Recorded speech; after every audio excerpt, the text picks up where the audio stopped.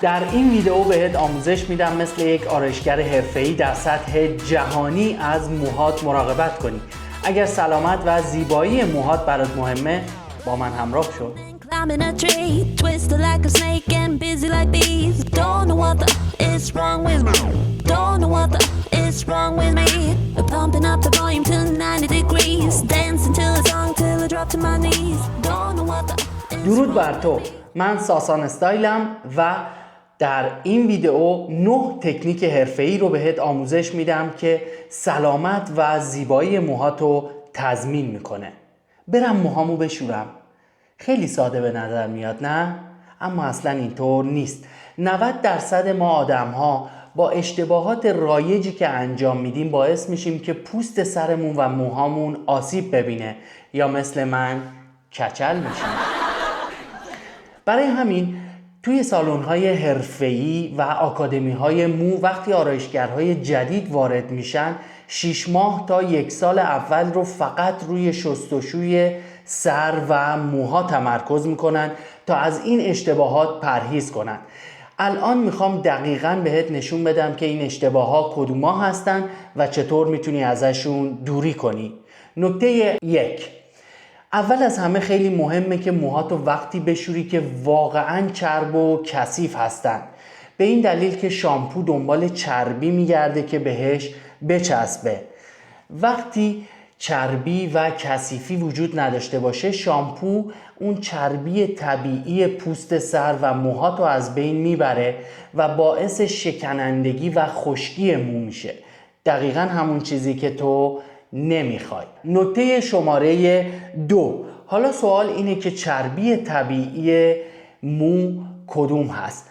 روی پوست سر ما یک لایه چربی طبیعی تولید میشه توسط غددی که در کنار ریشه های مو قرار دارن به نام سبوم یا سبوم که ما اون رو در ایتالیایی سبو مینامیم. من هم اون رو سبو مینامم ولی تو هر چی که دوست داری میتونی صداش کنی که کار اصلیش محافظت، نرم کنندگی و براق کنندگی پوست سر و موها هست. بعد از چند روز از شستشو پوست سر و ریشه موها پر از سبو میشه که دقیقاً وقتیه که باید موهاتو بشوری. در غیر این صورت با شستشوی نابجا این لایه سبو رو از روی پوست سر پاک میکنی و شستشوی تعداد بالا باعث میشه که این غده ها بالانس و ترازشون رو از دست بدن و پوست سر یا خیلی خشک میشه یا خیلی چرب. اما حواست باشه روغن مو روی موهای تمیز خیلی عالیه. میتونی روغن مو بعد از حمام روی موهات استفاده کنی، دقیقاً همون کاری که من همیشه توی سالن انجام میدم. بعد از شستشوی سر مشتری ها اگر موهای خشک و ضخیم دارن ماکسیموم 1 قطره روغن و اگر موهای نازک و کمپشت دارن کمتر از 1 قطره روغن کف دستم میریزم، به خوبی پخشش میکنم و فقط روی نوک موها و ساقه موها میزنم. به این دلیل که نوک موها دیگه نمیتونن از این سبو، از این چربی طبیعی پوست سر تغذیه کنن و باعث میشه که همیشه نوک موهات خشک و کدر بمونن.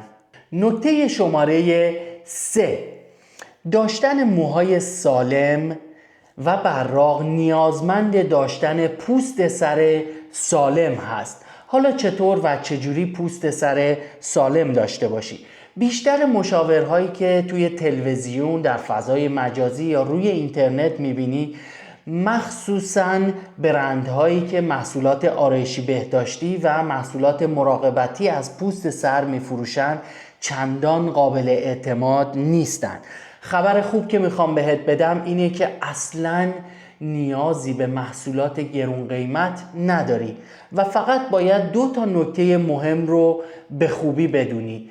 1، در زمان شستشو باید به خوبی چربی و کثیفی رو از روی پوست سر پاک کنی. 2، اسکراب های پوست سر خیلی کمک میکنن به پاکسازی عمیق. اسکراب باعث میشه که پوست سر به خوبی نفس بکشه، تعداد شستشوها کمتر بشه، در نتیجه موهای سالمتری داشته باشی. حالا سوال پیش میاد که چرا فقط از شامپو استفاده نکنم؟ چرا اسکراب نیاز دارم؟ به این دلیل که شامپوها به خصوص برندهای بازاری و ارزون قیمت کار واقعی پاکسازی رو انجام نمیدن. شاید پیش خودت بگی که من شامپوم ارزون قیمته ولی برند معتبر هست، اما اصلا اینطور نیست. برای مثال من الان میتونم برم سر کوچه توی سوپرمارکت یک شامپوی 200 میل اورئال رو بخرم، همون برندی که هممون میشناسیم، 5 یورو، و همون شامپوی 200 میل اورئال رو از یک سالن بخرم 30 یورو. خوشبختانه توی کشورهای پیشرفته و اینجا در اروپا اینطور نیست که اون شامپوی 5 یورویی فیک باشه. نه، اینا هر دوشون تولید خود برند اورئال هستن و مواد تشکیل دهنده شون یکی هست، اما تفاوتشون چیه؟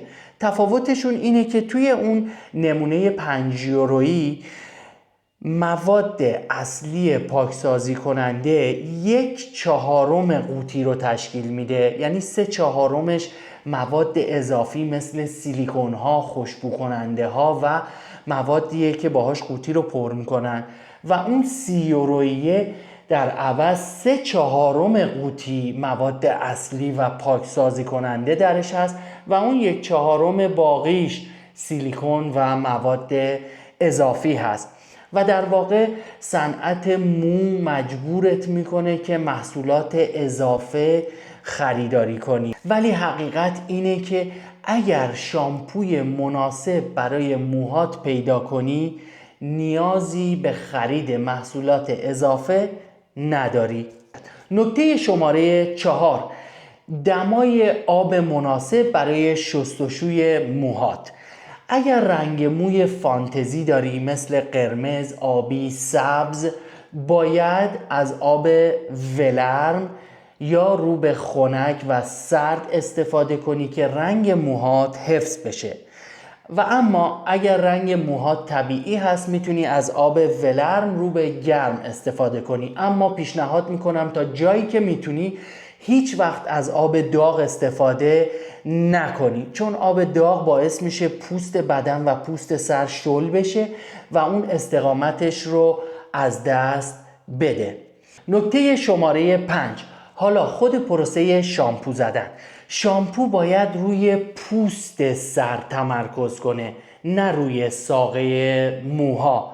شامپو رو کف دستت میریزی، یه بخشی برمیداری، اول پشت سر که کثیف‌ترین قسمت سر هست به این دلیل که روش میخوابیم، یه بخش دوم رو برمیداری روی فرق سر، از پایین تا بالا به خوبی فشار میدی که به پوست برسه و باقیش رو کف دست پخش میکنی و کناره های سرت میزنی و باز هم فشار میدی که به خوبی به پوست سر برسه و شروع میکنی با یک فشار مناسب پوست سر رو ماساژ دادن و اصلا از ناخن استفاده نکن و اجازه بده که ساقه و نوک موهات همون با آب و کفی که از روش رد میشه شسته بشه و موهات رو مچاله نکن و نمالشون.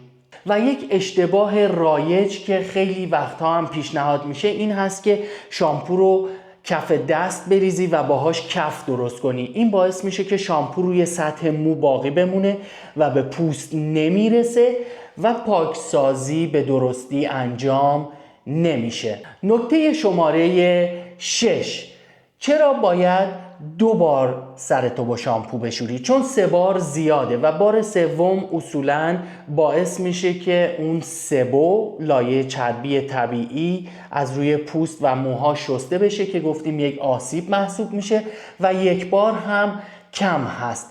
2 بار کاملا کافیه به این دلیل که چربی و روغن به سختی پاک میشه. بار اول اون چربی و روغن اضافه رو پاک میکنه و بار دوم به خوبی پوست سر و موها شسته و پاک میشه. نکته شماره 7، بعد از شامپو باید نرم کننده یا ماسک مو به موهات بزنی. بعد از شامپو آب اضافه موها رو خیلی خوب فقط با فشار دادن میگیری. موها رو نچلون، نمالشون و فقط با فشار دادن آب اضافه رو میگیری.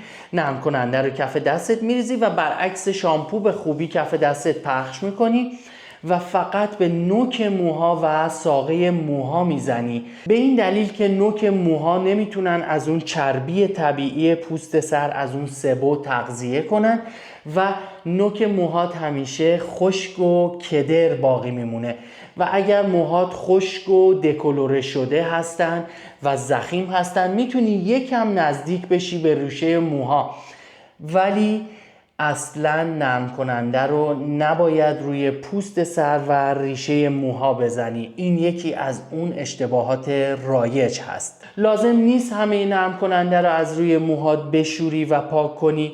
یک کمی روی موهات باقی بمونه خیلی هم خوبه، به این دلیل که باعث میشه موها غذا رسانی و محافظت بشن. نکته شماره 8 درباره حوله.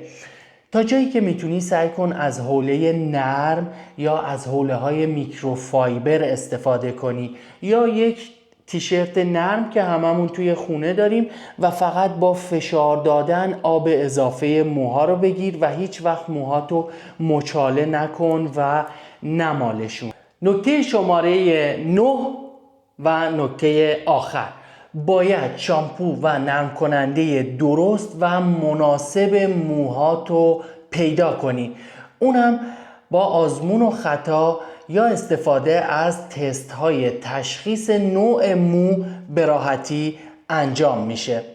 بهت قول میدم با رعایت این نکات تفاوت کیفیت در سلامت و براق بودن موهات رو به خوبی طی یک هفته احساس میکنی. لطفاً نتیجه رو توی کامنت ها برام بنویس و اگر ویدیو رو دوست داری به عزیزانت که سلامتیشون برات مهمه حتما معرفی کن و تا ویدیوی بعدی چاو چاو.